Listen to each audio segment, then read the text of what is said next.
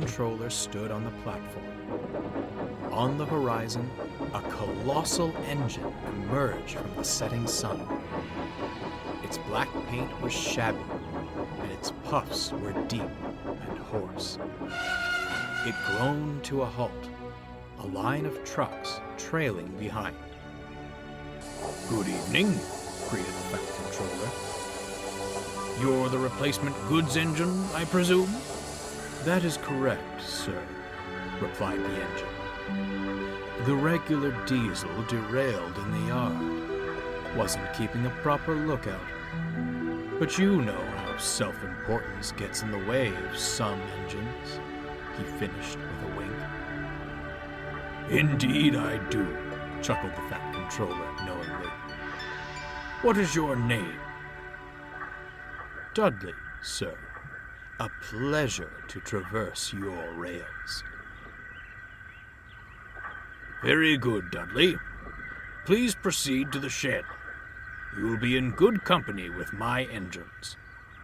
"Thank you for your hospitality, sir. I wish you a pleasant evening," Dudley finished, puffing slowly away.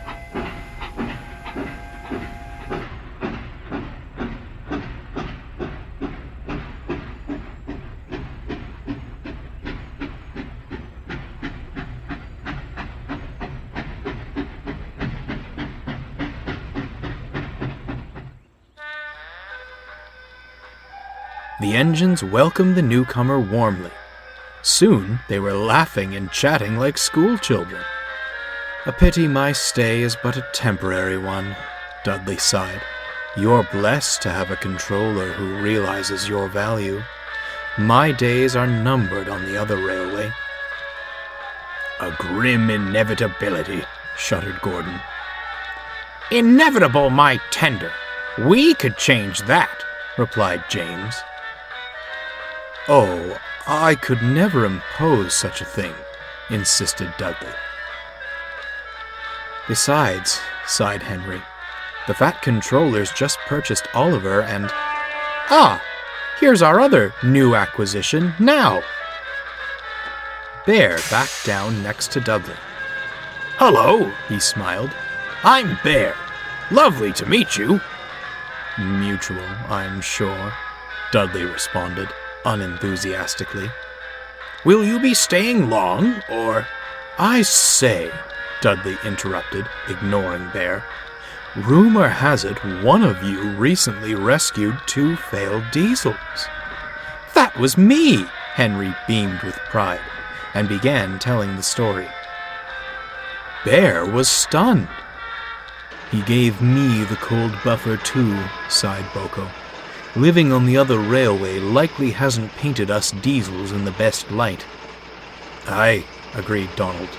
"Dinna take it to heart, Bear. Dougie and I needed time to come round. He'll find you're a good sort." I hope," Bear conceded, though he couldn't help feeling hurt. "It was a pleasure to make your acquaintances," Dudley announced the next morning. "If our paths never cross again, I wish you nothing but smooth runnings." With a blast of his whistle, he went to fetch his return train. "What a shame," said Henry. "I wish there were something we could do." Despite his hurt feelings, Bear tried to be optimistic. "He seems a good sort," he smiled. "Things always work out in the end for honest, hard-working engines." The others said nothing. They only hoped Bear was right. With Duck running his branch line, Donald volunteered to shunt in the yard. He did it well, easily keeping the trucks and coaches in line. The others were grateful for his help. That morning, Donald brought the coaches for the first train to the platform. He shunted them into place, then hurried off to prepare a goods train. Before long, Henry came backing down into the station. He was looking forward to a run in the morning sunlight when... "Glory! Stop!" Stop! Groaned Henry.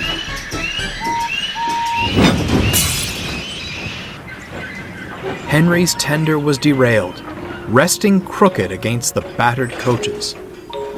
Their paint was scratched and their windows shattered. Both Henry and the coaches whimpered meekly. Soon, the fat controller arrived. Donald cleared away the unhurt coaches, while Dudley brought the cranes.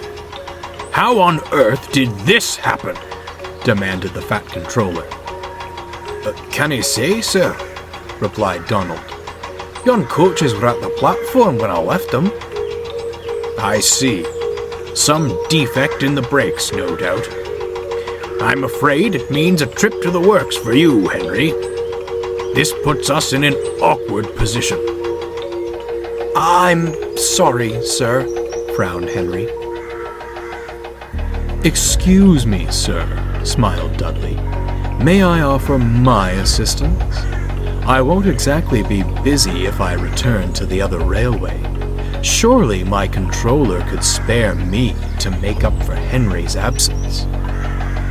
The fat controller smiled. "A splendid idea, Dudley. I'll make the arrangements right away. In the meantime, please take Henry to the works." Henry's tender was soon back on the rails. There, old boy," comforted Dudley. "You'll soon be right as rain, and I'll handle your trains with the utmost care." Henry smiled, but Donald watched Dudley with suspicion. What was he still doing here? He should have left ages ago. Strange, very strange.